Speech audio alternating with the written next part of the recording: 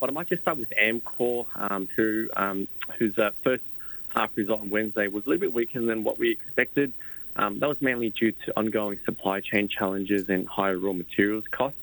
Amcor, if you remember, does fully pass on the impact of higher raw materials costs, but there is a 3 to 6 month lag, and that can have an impact on margins in the short term.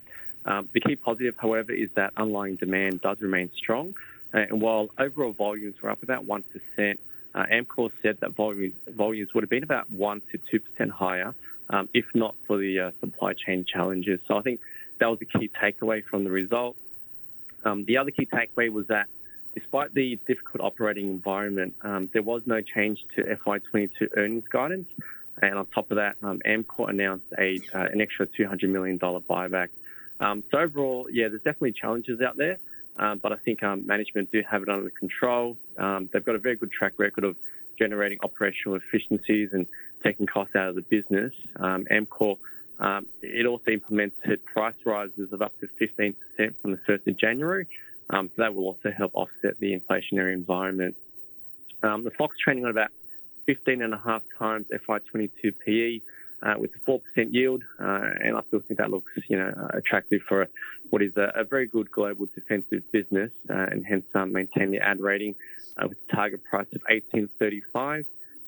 The other thing I want to mention is that we do have the CFO of Amcor presenting at the morning meeting on Monday, so do make sure you dial into that.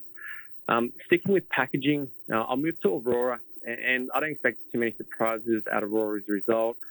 It too is a fairly defensive business, and as a reminder, around 60% of its earnings is in Australasia, where it makes aluminium cans and glass bottles. Demand for cans has been quite strong during COVID, with people buying a lot of the big 24 and 30 packs, whereas glass bottles, that has been impacted by lower wine export volumes to China. The remaining 40% of Aurora's business is in North America, where the focus is mainly on packaging distribution. That business has had its issues over the last few years, but it is now starting to see some good improvement. The stock's it's had a decent run over the last 3 or 4 months, and has held up relatively well despite the decline in the market. And it's now trading about 19.5 times PE with a 4% yield. I do think it's a good business, but compared to Amcor, it's trading about 15.5 times PE and a similar yield. I do still think Amcor looks better value, and that does remain my preference in the packaging sector. Moving on to Woolies and Coles. I spoke about this a few weeks ago, but just worth quickly mentioning again. But for Woolies, I don't expect too many surprises at the upcoming result, given it did give guidance in mid-December. I think the key focus will be on current trading conditions and, whether we are seeing an improvement in the supply chain and a reduction in COVID costs. Coles, it has been quiet and hasn't updated the market since the first quarter trading update in October. And that can either mean that it's comfortable with consensus forecasts, or there's a downgrade coming. And I think the longer we go without a downgrade, I think it is looking less likely.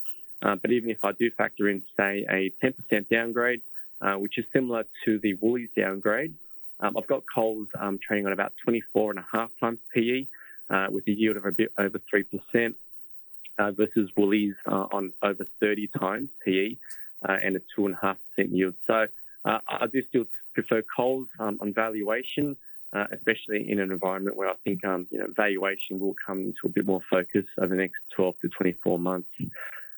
Wesfarmers, it did give a trading update last month, so there won't be any surprises at the upcoming result. Obviously, Kmart, Target and Officeworks have been impacted by COVID. But the key for me, and one of the main reasons why I did upgrade the stock to an ad a few weeks ago, was that Bunnings, which makes up over 60% of Wesfarmers' earnings, continues to perform well.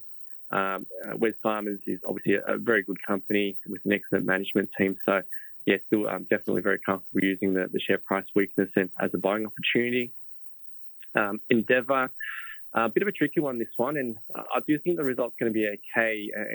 And the share price has pulled back recently, so the expectations are lower going into it.